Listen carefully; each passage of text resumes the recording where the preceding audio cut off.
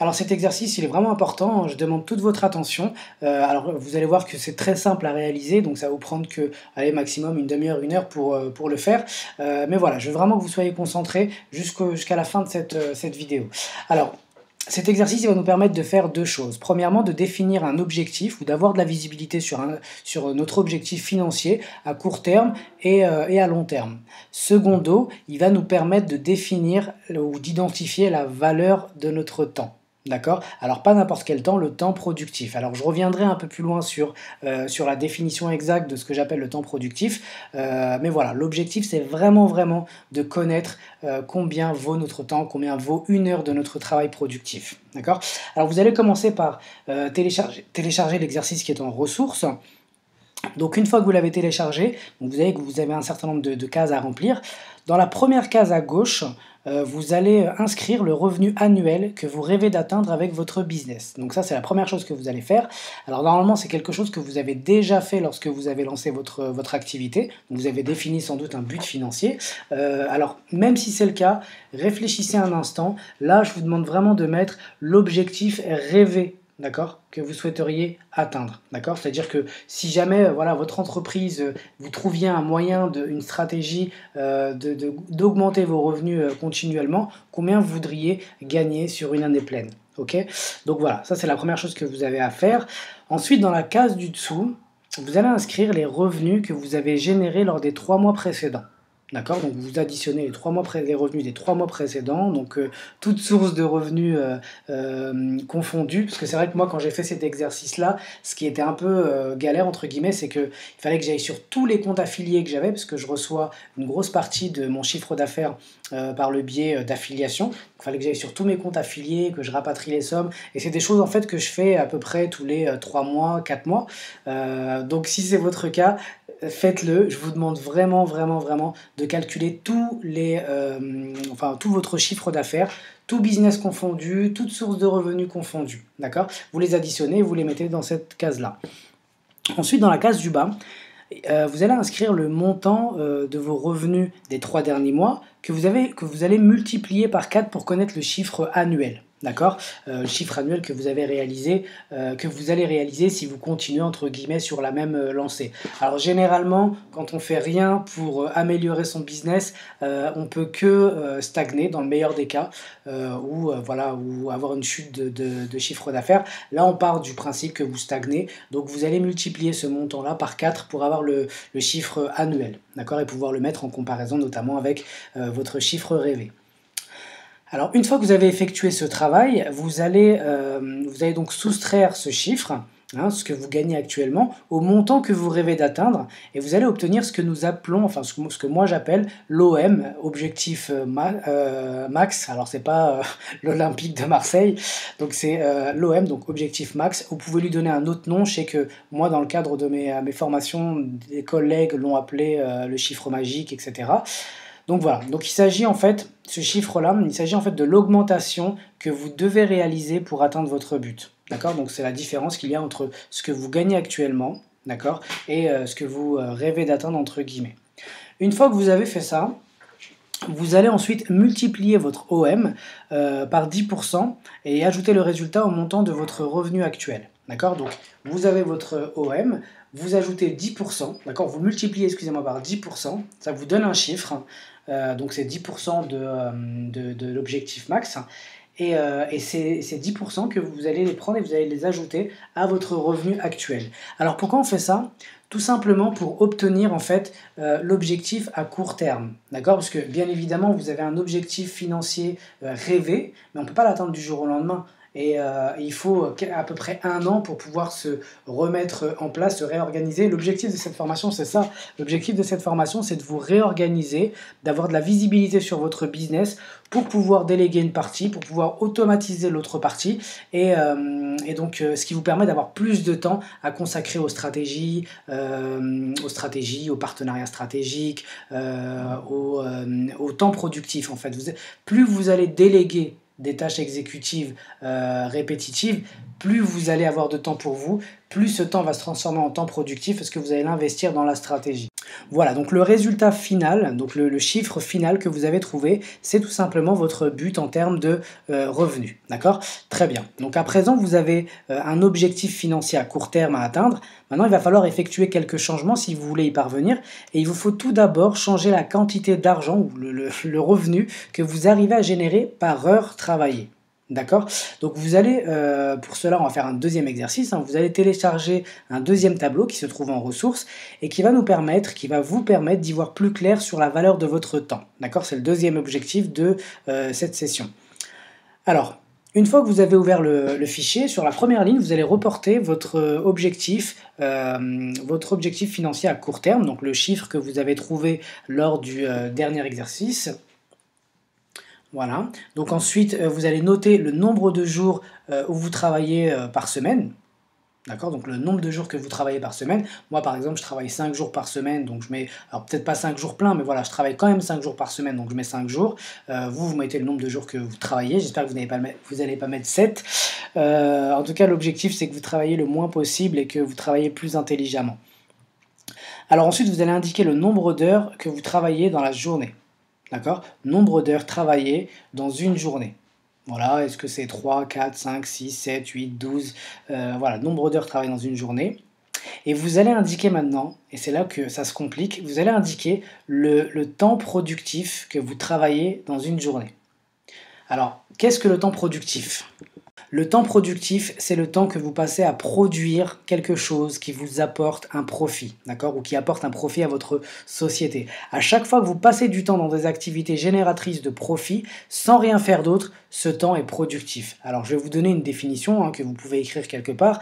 Le temps productif est celui qui est exclusivement consacré à la génération de revenus, à la génération de profit. Alors, maintenant que vous savez à peu près ce qu'est le temps productif, indiquez votre temps productif, le temps productif qui découle de vos heures de travail, parce que bien évidemment, le nombre d'heures de travail que vous avez noté, dans ce nombre d'heures-là, il y a très peu de temps productif. D'accord? Alors justement, avant que vous répondiez à cette question et que vous remplissiez cette case, sachez qu'il y a une enquête auprès des dirigeants réputés aux États-Unis, hein, donc les dirigeants des multinationales aux États-Unis, qui a estimé qu'ils avaient entre 20 et 40 minutes de temps productif maximum dans une journée. D'accord? Donc je répète, les dirigeants aux États-Unis, des grosses sociétés, hein, d'après un sondage qui a été fait là-bas, une étude plutôt qui a été faite, donc ils ont entre 20 et 40 minutes de temps productif maximum dans une journée. D'accord? Alors ça ne veut pas dire qu'ils ne travaillent pas, ça veut dire que le temps productif, le temps qui est destiné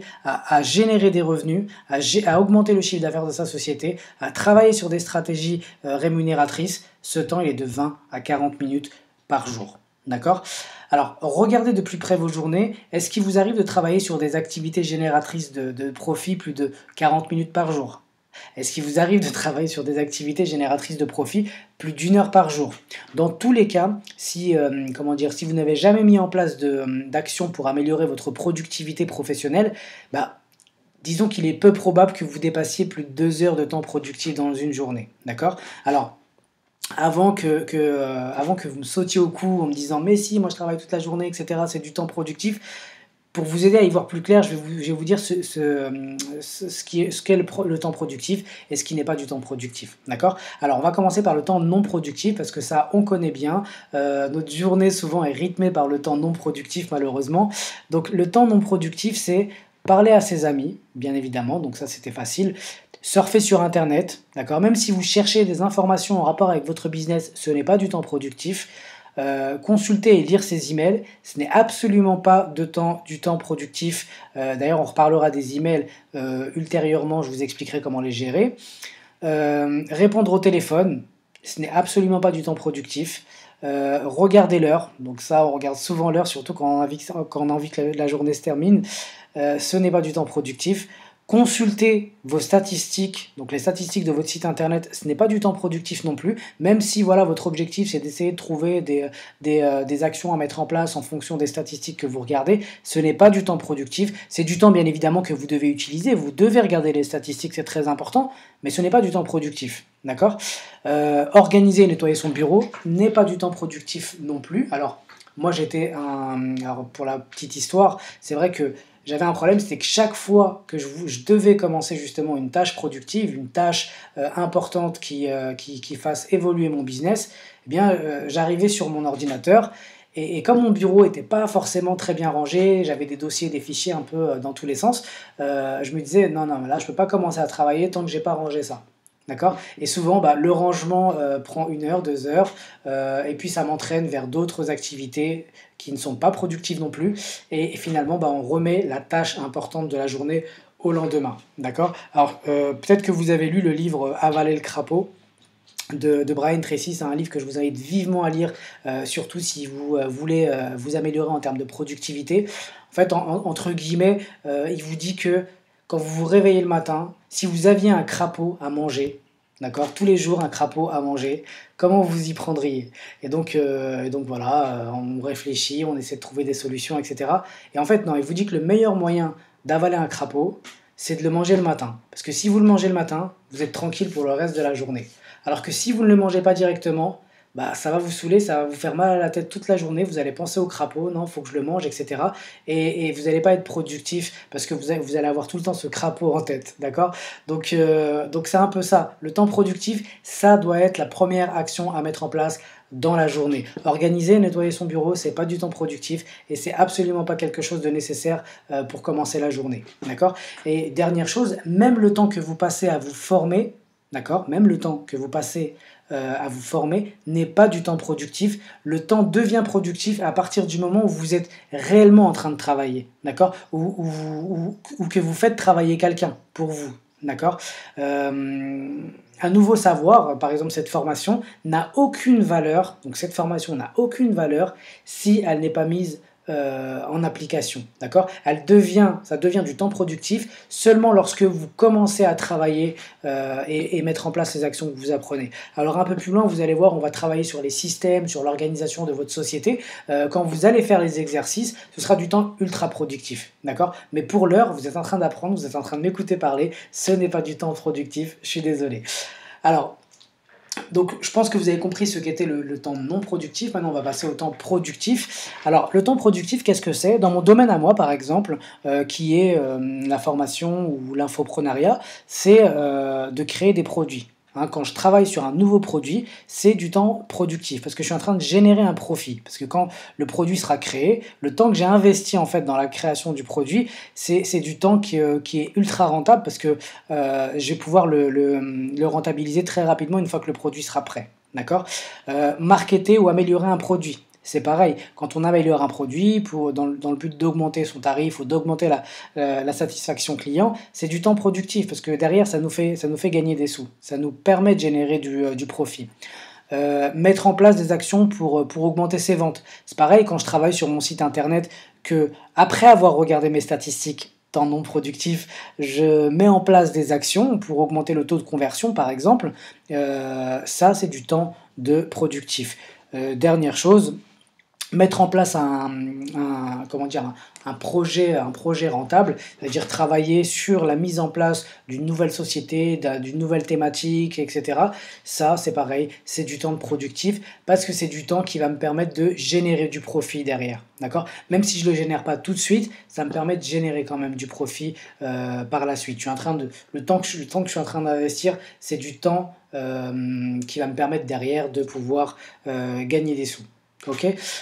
Et vous avez également le temps ultra productif. Alors, le temps ultra productif, c'est le temps que vous passez à créer des systèmes rémunérateurs qui peuvent tourner sans vous ou qui vous font gagner un temps fou et donc plus d'argent. D'accord? Donc, nous en reparlerons un peu plus loin dans cette formation. Pour l'heure, une fois que vous avez indiqué le nombre d'heures productives, en tenant compte de tout ce que je viens de vous dire ici, vous allez multiplier ce chiffre par le nombre de jours travaillés, d'accord, dans une semaine, afin d'obtenir le nombre d'heures productives en une semaine. Donc ça, c'était la case suivante. Ensuite, une fois que vous avez fait ça, vous allez indiquer le nombre de semaines travaillées dans une année. D'accord? Parce que dans une année, peut-être que vous avez des vacances, peut-être que vous ne travaillez pas toute l'année, j'espère pour vous.